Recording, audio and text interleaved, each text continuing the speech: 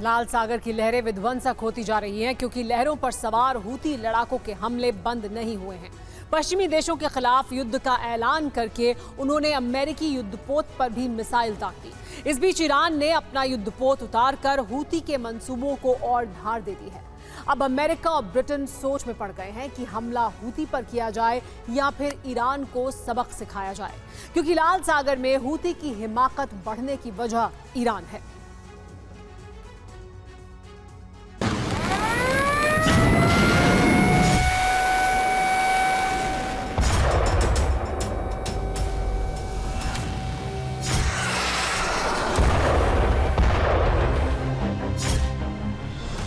नए साल में लाल सागर में युद्ध की आशंका और बढ़ गई है, क्योंकि पिछले 24 घंटे में 3 ऐसी घटनाएं हुई हैं जिससे साफ लग रहा है कि लाल सागर से उठी विनाशक लपटें पूरे अरब को अपने लपेटे में ले सकती हैं।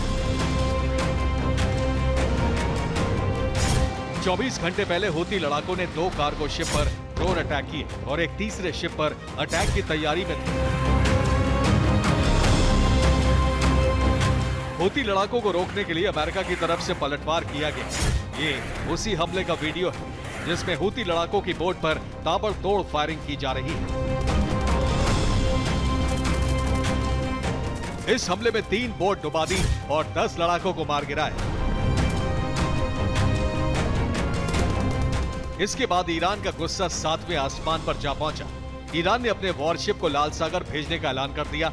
ये उसी युद्धपोत का वीडियो है जिसे लाल सागर भेजा गया है। इसका नाम अल्बोर्स है, यानी ईरान ने तय कर लिया है कि वो हूती लड़ाकों की रक्षा के लिए लाल सागर में मौजूद टास्क फोर्स से टकराएगा।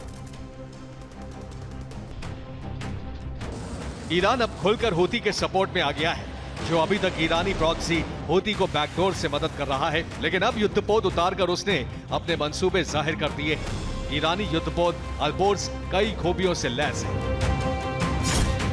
इसकी रेंज 9000 किलोमीटर है, 75 किलोमीटर प्रति घंटे इसकी गति है। 8 एंटी शिप मिसाइल नूर से लैस है। 144 mm की मार्क 8 गन लगी है। कमांड CIWS सिस्टम लगा है। 81 mm की 2 मोर्टार लगे हैं।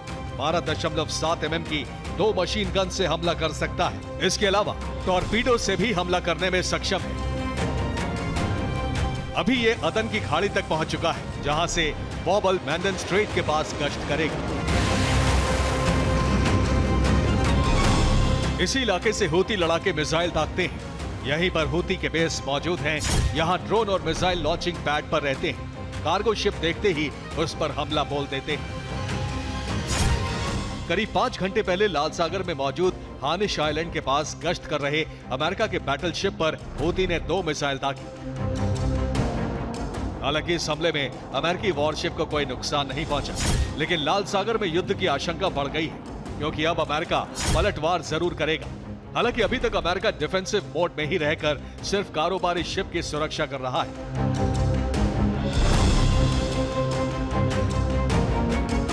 लेकिन हूती के हमले इसी तरह होते रहे तो अमेरिका यमन में मौजूद हूती मिलिट्री बेस पर अटैक जरूर करेगा।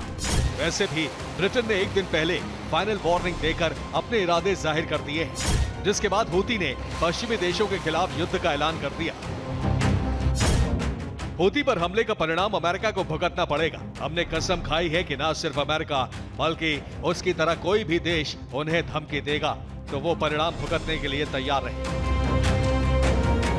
उधर 8 देशों के वॉरशिप टास्क फोर्स में शामिल हो चुके हैं, जो हूती से कार्गो शिप की सुरक्षा के लिए पूरी तरह मुस्तैद हैं।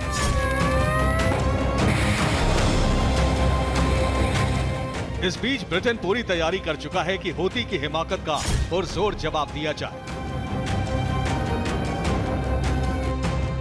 दरअसल पिछले 30 दिन में हूती ने जो भी हमले किए हैं, उनमें से 20 जहाज या तो ब्रिटेन में रजिस्टर्ड थे या उन पर चालक दल के सदस्य ब्रिटिश नागरिक थे या वो ब्रिटेन के लिए सामान लेकर आ रहे थे।